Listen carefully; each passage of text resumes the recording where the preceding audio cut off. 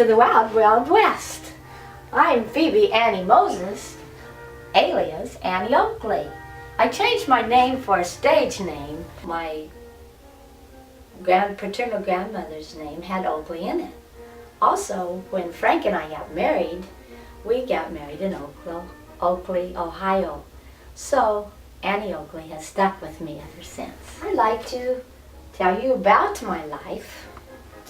I was born August 13th, 1860 in Darkin, Ohio, into a family of 7 children. It was very hard for my mother to raise all of us. When I was 5 years old, my father got caught in a blizzard and died of pneumonia. So that left my mother with 7 children. So I had to go to an infirmary where abused children and mentally handicapped families were. I learned a lot there, but then a family came and they wanted me to come and work for them. And he promised that I would be able to hunt and shoot, but I never got to. I had to work all the time and wash and help with the family. I called those people the wolves. They were very abusive to me. One day, the mother got jealous of me and threw me out in the snow with no shoes. I shivered and shook, and I just knew that I was going to die like my father. But I survived through the wolf's family. So I went back to the infirmary, and then again, this family felt very sorry for me. They saw the bruised marks on my back. And so they began to help me. They taught me how to embroidery and sew. So that's how I began to make my own costumes. And I embroidered. This is some embroidery work that I've done. Later on, I decided I have to get out of here. I have to return to my mother. She needs my help. So I decided, I know I can do something. I can use my gun. My dad had taught me to trap, so I knew I could do that. And I knew I could shoot a squirrel. And I always believed that you had to shoot the squirrel in the head, because you didn't want him suffering. But I made $200 to pay off my mother's mortgage. Then I met Frank. Frank saw me, and he told everybody he was going to win without any trouble. Well, he saw me, a 5'2"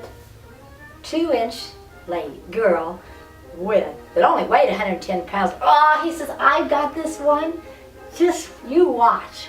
Well, I beat him 23 out of 25. And he just couldn't believe it. I won the $200. How about that? I shot those clay things right into pieces.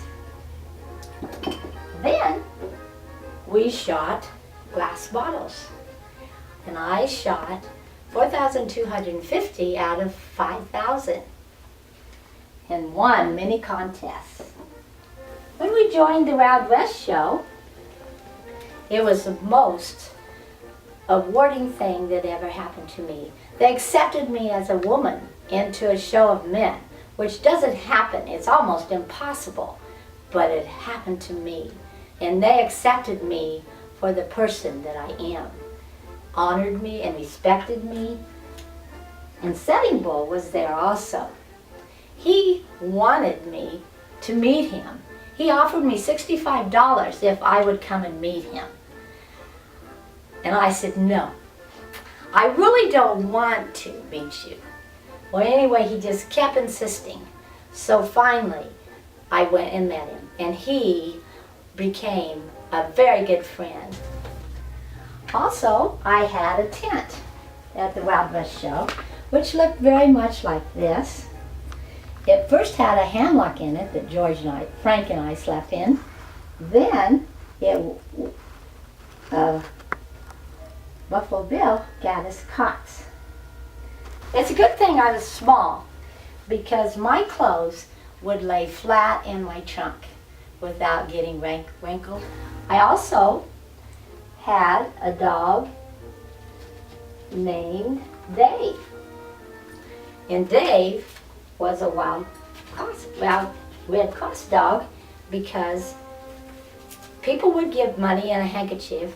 They would hide the handkerchief and Dave would find it. And then that money went to the Red Cross. I could shoot these cards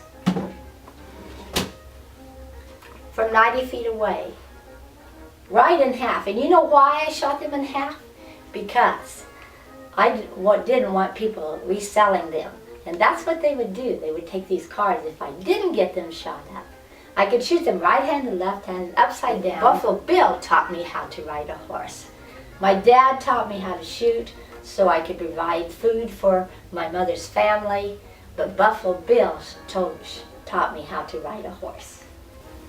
I melted my medals down. I didn't need them anymore because I had retired from the Wild West show. And I gave the money so that orphan children had a place to live. I actually planned my own funeral.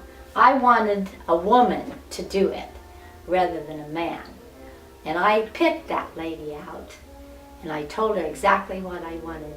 Whether it'll happen, I'll never know. Buffalo Bill's eulogy. He was the kindest, simplest, most loyal man I've ever knew. He was a great friend. He was in fact the personification of those sturdy and lovable qualities that really made the West. And they were the defining criteria of all men. East and West, like all really great and gentle men, he was not even a fighter by preference. His relationships with everyone he came in contact were the most colorful and trusting of any man I've ever known. I traveled with him for 17 years. There were thousands of men during that time, cowboys, Arabs, and even every kind of person that you can imagine. And the whole time, we were one great family, loyal to him. His word was better than a contract. Personally, I never even had a contract with him. After I started, it would have been unreal. He called me Missy, almost from the first, a name I've known as by my friends ever since. And one thing that you always should remember, aim high and hit your high mark.